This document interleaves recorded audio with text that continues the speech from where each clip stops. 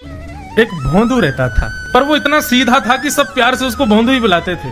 गायों की सेवा करता था और जिस आश्रम में रहता था वहां के गुरुदेव शाम को प्रवचन करते थे तो सबसे पीछे बैठ के सुनता था। भोंदू को लगता था गुरुजी जो बोल रहे हैं ये बिल्कुल सत्य है, इसमें कोई झूठ नहीं है। एक दिन गुरुजी प्रवचन करते हुए बोले, यमुना के पल्ली पार भांडीर वन में ठाकुर जी गैया चराने आए। भांडीर वन का नाम सुनते भोंदू कान खड़े हो गए। बोले भांडीर वन तो मैं जाता हूँ गैया लेके, मुझे तो कभी मिले नहीं वहां पे। अरे मुंह में ही कमी होगी, मुंह में ही सामर्थ्य नहीं होगी उनको देखवे कि मैं ही नहीं देख पाए होंगे, वो तो आते होंगे वहां पे, मुझे ना देखे होंगे। भोंदू ने पहली बार जिज्ञासा करी, गुरुदेव ठाकुर जी दिखते कैसे हैं? तो गुरुदेव भी हंस गया, अच्छा भोंदू पूछ रहा है, बैठ जाओ बताते हैं। मोर मुकुट पहनते हैं ठाकुर जी, और बोले 2 कान हैं लेकिन कुंडल एक ही पहनते हैं। ठाकुर जी ऐसे पुष्प तोड़ के कान के ऊपर लगा लेते हैं, दोनों कानों में एक ही कुंडल को फेर फेर के पहनते। ठाकुर जी पीली पीताम्बरी, ऐसी ठाकुर जी पीली पहनते, पीली पीताम्बरी।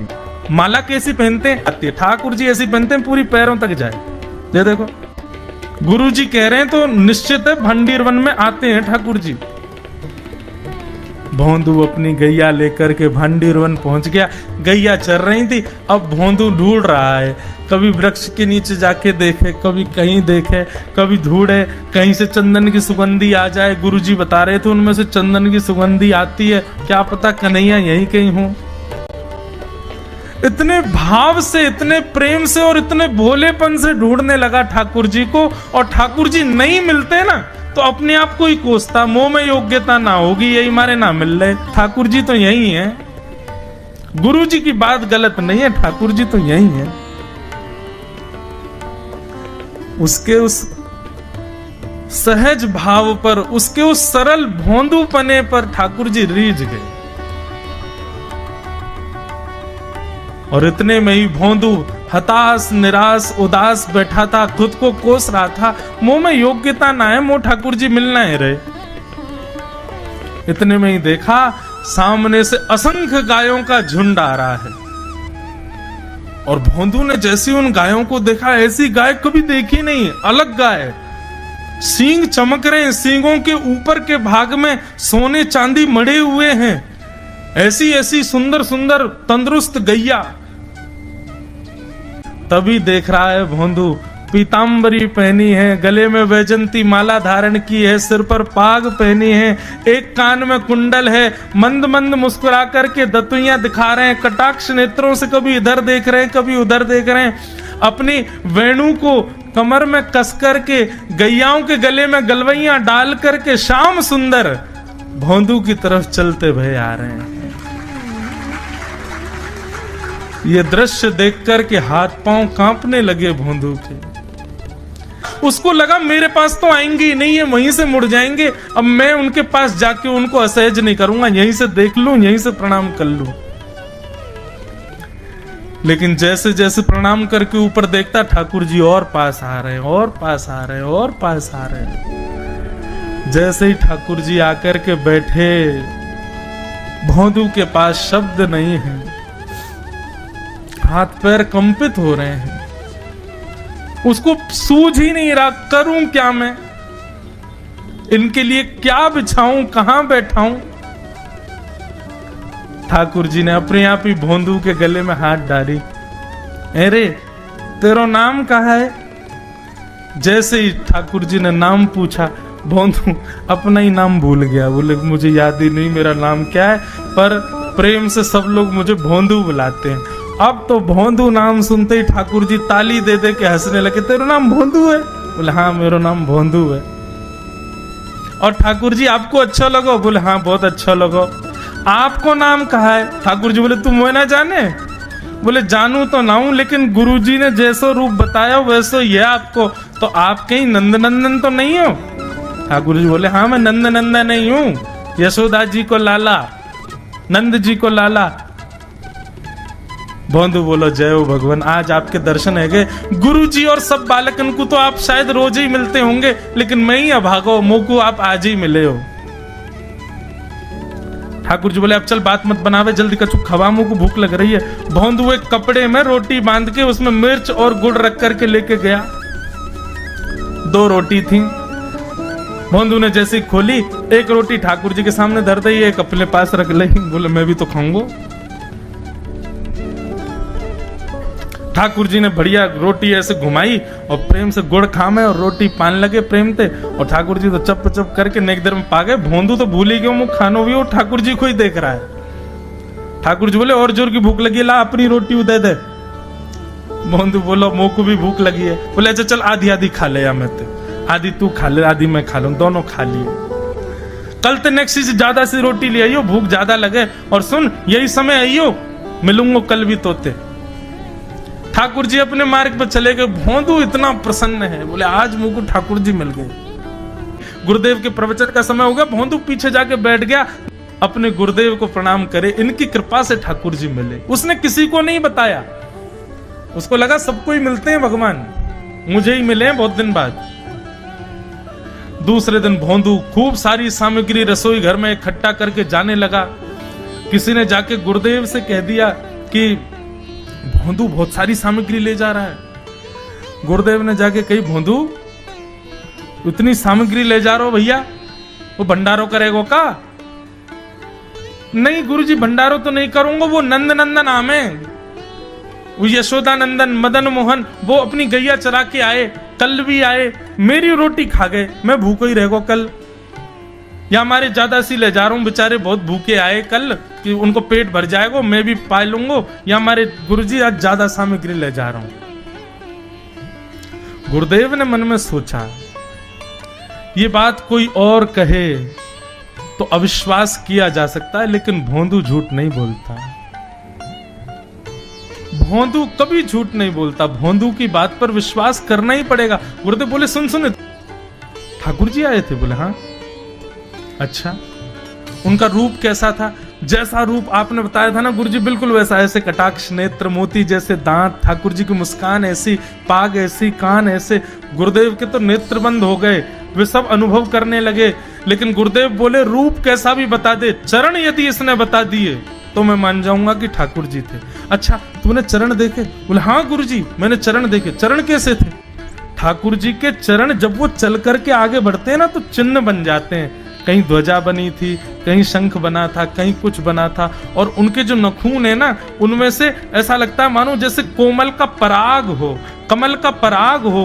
और चरणों का रंग कैसा, जैसे मानो जैसे गुरुदेव कमल होता है ना, कमल की आकृति, ऐसे ठाकुर जी के चरण।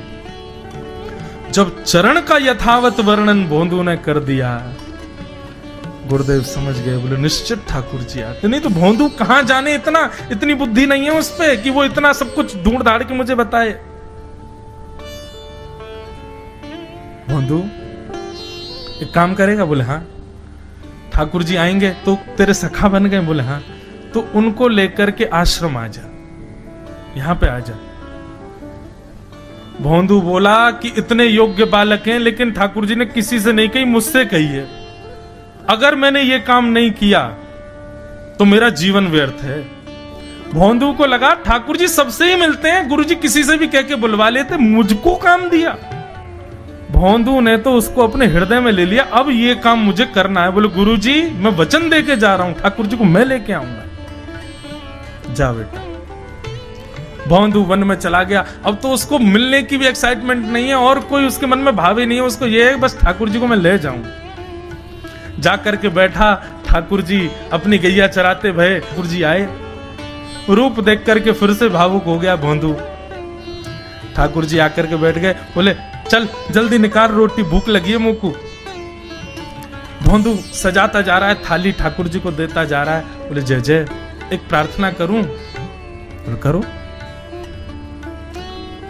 आप मेरे संग मेरे सखाओ ना आप? बोले हाँ तेरो सखाऊं तो मेरी बात मानोगे? बोले कहा आप मेरे संग आश्रम चलो गुरु जी के पास। ठाकुर जी रोटी पाते जा रहे, ठाकुर जी ने अनसुनी कर दी बात। बोले जय जय कछु कहो ना, आप चलोगे ना? ठाकुर जी बोले हम तेरे सखा हैं, तेरे गुरु जी के सखा नहीं है। तू मोते मिल, तू मेरे संग खा, तू मेरे संग रहे, तू कछु कर, तो कुछ सब अधिकार है, लेकिन ये हम गुरु जी ते मिल बातें मिल ये सब हम नहीं करेंगे। हम बस तेरे सखाएं तो ये जाने और कोई ये ना जाने। ए जय जय ऐसे मत कहो ना, वे नहीं बताते तो मैं तो आपको देख ही नहीं पाता, मैं तो आपको जानता ही ना हूं। उनने ही तो मुझको बताई कि आप भांडीर बनाते हो, आपका रूप ऐसा है। उनने कृपा करके मुंह को आपसे मिलवाए हो, वही हमारी मित्रता के मूल आधार है, उनसे तो मिलवे चलो ना।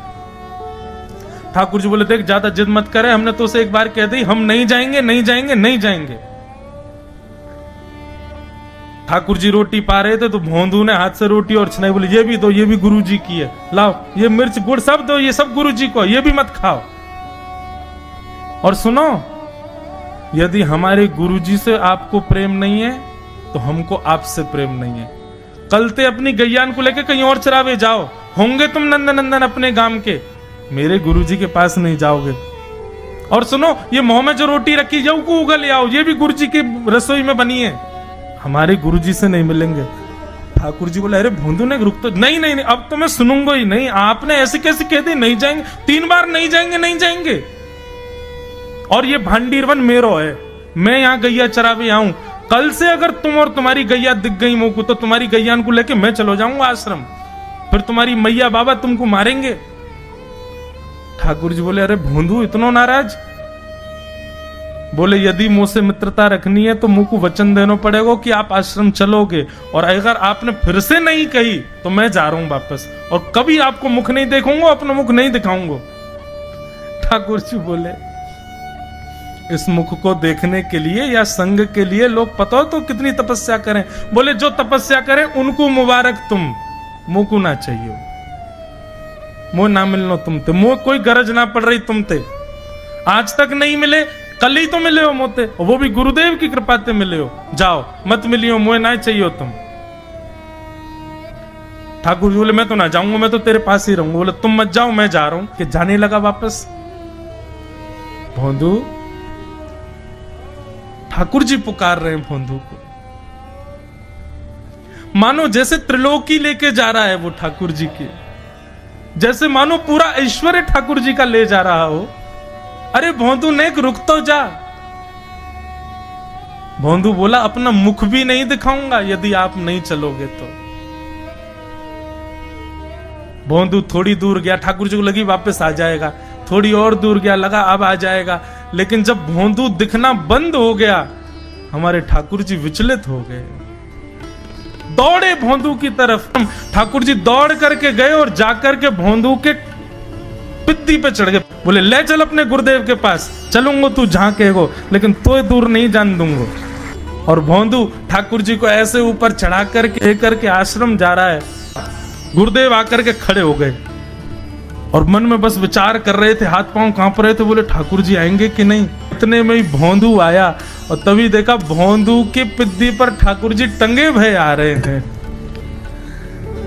आज गुरुदेव ने जाकर के पहले भोंदू को प्रणाम किया, बोले जय हो, धन्य है। इतनी तपस्या की, इतना भजन किया, घर परिवार त्याग दिया, वैराग्य त्याग सब हमारे जीवन में, तब भी ठाकुर जी नहीं मिले।